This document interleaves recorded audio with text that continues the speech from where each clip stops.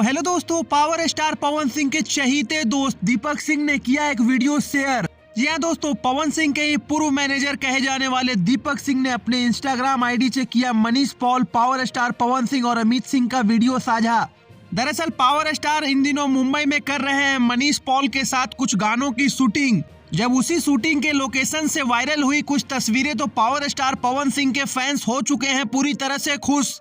जैसा कि इस फोटो में आप देख सकते हैं कि पावर स्टार पवन सिंह मनीष पॉल से काफी ज्यादा बातचीत करते नजर आ रहे हैं और यह न्यूज यह कंफर्म करता है कि इन दोनों सुपरस्टार का गाना एक साथ आने वाला है। सूत्रों के हिसाब से माने तो यह पावर स्टार पवन सिंह का बर्थडे सॉन्ग भी हो सकता है। दोस्तों, जिस तरह से पावर स्टार पवन सिंह लगातार कोलैबोरेशंस दिखा रहे हैं, देखकर तो यही लगता है कि 2025 में पावर स्टार पवन सिंह के विरोधियों की काफी ज्यादा जलने वाली है, क्योंकि बॉलीवुड के बड़े बड़े projects power star Pawan Singh लगातार किए जा रहे हैं और पवन सिंह के सामने टिकना किसी भी भोजपुरी के सुपरस्टार की बस की बात नहीं नजर आ रही।